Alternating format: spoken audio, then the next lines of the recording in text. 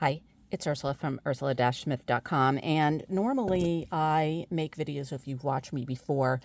I typically do paper crafting related videos, and if you watch me, you know that a lot of times I use things differently than the way they were intended for. And this is actually a jewelry related one, but the premise is the same. I'm not using this tool or this jig in the manner for which it was intended. So this is an ear wire jig made by Potter USA. So to make little ear wires for your earrings.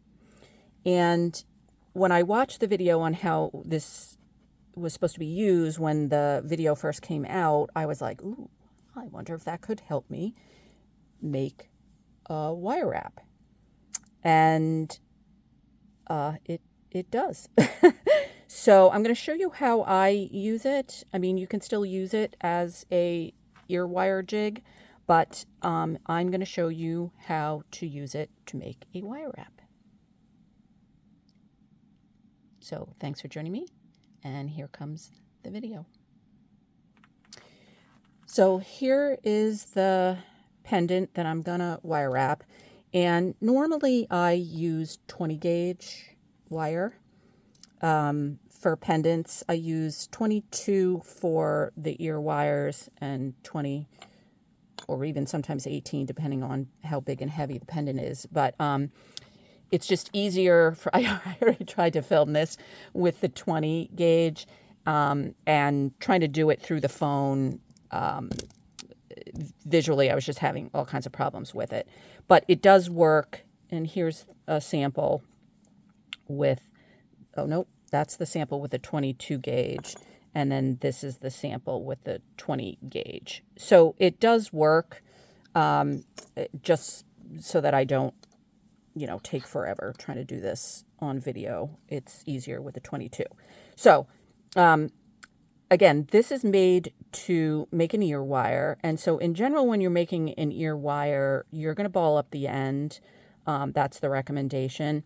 And you start out using this piece. And again, if all you're going to use this for is an ear wire, go watch the video at Potter USA, because a lot better. But I'm just going to explain how I use it. I'll kind of mention what you usually do with an ear wire. And so with an ear wire, you normally put the wire through this cylinder part of the jig, and the end is generally in the middle of these 2 feet. I will tell you, if you're using 20 gauge wire and you're trying to put it in between the feet, a lot of times it doesn't fit. So what I've done is either leave it out, or when I do this next part, I just kind of don't worry about having the feet fit all the way in, and I kind of use my hands to hold it down. But again, I'm doing something different. So instead of having the wire end at the feet, I have a tail coming out. And so if you are just trying to do this without watching the video, you would never figure this part out. But you're going to take the longer foot, and you're going to start with it in the outside hole. The wire goes through the middle of the 2 feet. And so the short foot is on the outside at this point. And then with the long foot in the outside hole, you're going to twist that cylinder. And you're going to twist it until the short foot comes around and slots in to the inside hole. And then you're going to follow the same process as if you're making an ear wire. So you're going to take the upper tail, wrap it around that peg, and use this lever to kind of snug it in there. And you're going to keep the wire down against the base, keep pulling it around, and then use this second lever to press it in against the whole cylinder and peg mechanism. And then you can pull this out. And in general, if you were making an ear wire, you would trim this part out. This would be connected against this part of the ear wire, and you wouldn't have this long tail. But again, that's not what I'm doing. So in both, you can take this top part, use it to round out the top if you need. I tend to, when I'm making the wire wrap, I bring it across. I bring it across, and a lot of times what I'll do is I'll kind of use pliers to tweak that a bit. Let's see if I can do it through the phone.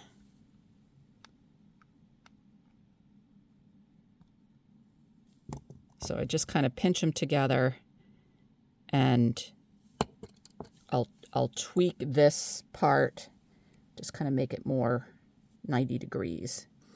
And then a lot of times what I also do is I'll trim this probably to the middle of this loop, the bottom loop part. But just so that I have a little bit of extra if I need it, I'm going to trim it just above that bend. Then I'm going to take my pendant. First try. Try to thread it through on camera is a little trickier.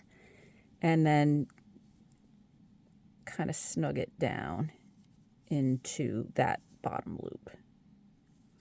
And again, you might have to be tweaking this as you go along. And so then typically I use these pliers to kind of hold on to the upper loop, and then I usually use a second pair of pliers to do the wire wrap. But I'm gonna try to avoid using that second pair of pliers. Let me do it this way so you might be able to see it better.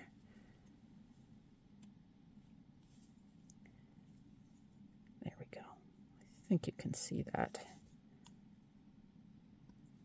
I'm trying to do it without my fingers in the way, but still get it to look like a decent wire wrap.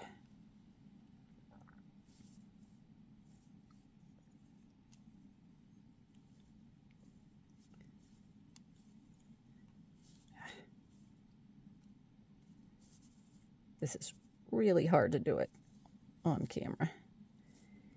And so you're just going to keep wrapping. In this case, I'll keep wrapping to cover that ending piece. Sorry, keeps going in and out of focus. Okay, close enough. So I have a pretty decent bottom loop, a pretty decent upper loop, and a halfway decent wire wrap. And again, I would bring this around to the back, clip it off, and then just kind of adjust if need be. It's a little wonky up at top, but you get the idea. And so if you're an expert wire wrapper, this probably is not useful to you. But for me, trying to use the different round nose pliers to get the upper and lower, and then do the wire wrap and double pliers and everything, and I would always end up with smushed loops. So to me, this just worked quicker, easier, and better. And so again, this was 22 gauge. In general, I would go with the 20 gauge. It works pretty much the same. Had a little bit of, this was my first sample on camera, and I kind of wrecked up that little bottom loop, but still not bad. So again, if you're just doing ear wires, follow the Butter USA video because it's a lot better. But if you're interested in using it as a wire wrap, it definitely works. Thanks for joining me today. See you next time. Hi, I'm back, and I'm back with a different jig. So this one's really cool. It's got a really funky shape. I think that means it's number 2, but it has this kind of diamondy shape, and I love it for ear wires. It works great for ear wires. In fact, I never used to make a lot of ear wires until I got this jig. I don't tend to wear them myself, but I must say, especially this one, I just love the look of them, so I tend to make more ear wires. So I wanted to show you using this jig. It's slightly different from using the round one, and I'll kind of talk you through it pretty quickly. So the first thing is I probably wouldn't use it with 22 gauge. It's possible. Here's one that I was playing around with. It's possible, and so this one actually didn't come out too badly. But it just gets a little fiddlier with the flimsier wire. So 20 and 18 is generally what I use. And then the next thing that's changed is rather than starting with the loop, I start with the shape in this case. So I just try to kind of start the shape around that piece in the middle, and then I use the levers to kind of go in and solidify that shape. And so after the first step, you're left with basically half the shape. So then I flip it, and I'm going to cut that tail off because I don't need such a long tail on this one. And you'll see why in a minute. And then go back in and do the other side. And you can kind of flip it back and forth, you know, to get it to the way that you like. A lot of times I'll cross this long side over. I think I kind of did what I was just about to tell you not to do. Make sure that that top piece is lined up with the point right there, so you don't wreck the shape. But at some point, you'll get it to a place where you really like it. And so I might do it one more time just to get a little bit crisper edge there. And then you're left with your shape. And so then what I do, and you could do this with the round one too, I've started to kind of do that just to make things a little bit easier, is just take a steel block and hammer the shape lightly, just to kind of set it and harden it slightly so that it's easier to keep that shape that you've made. And then if you were to follow the way that I did it with a round, put it back in and do the loop with the cylinder piece. I mean, you can try that if you want, but the loop ends up very close to the shape. And I just found that it just kind of wrecked the shape a little bit. So in general, I think it's just as easy to go in and use your round nose pliers to make your loop. But I will show you what I do just in case you wanted to use this piece. I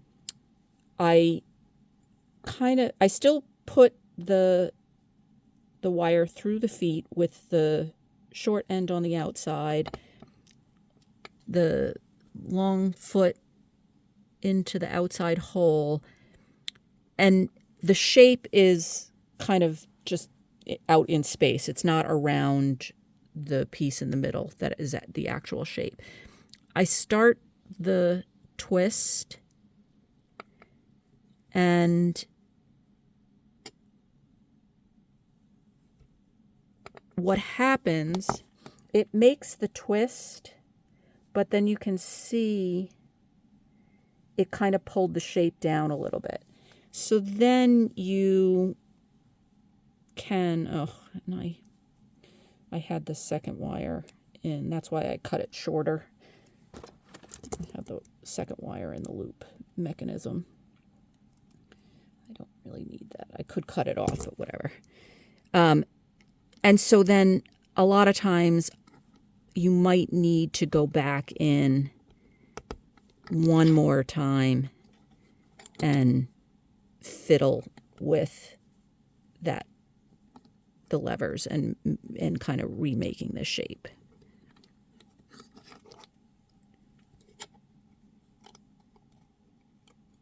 Oh, come on. And again, you really want to make sure that that top piece is lined up properly. You can pull this out if you want.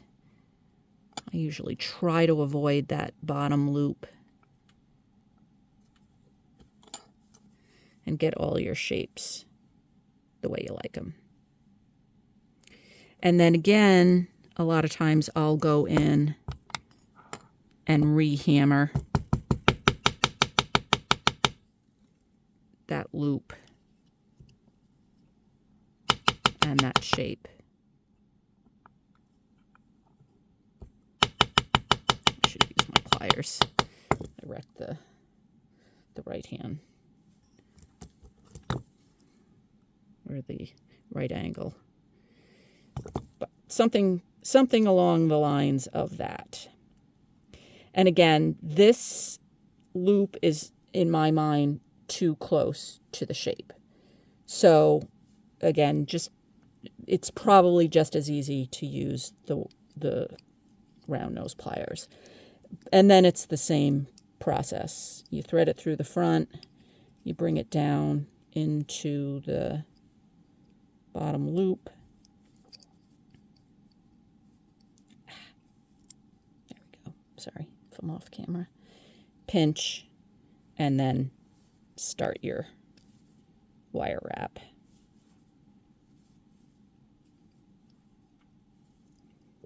And then usually I trim this first so that I don't have to worry about getting in there and clipping other wires. And you know what? I'm not even going to do this on camera because I can't see.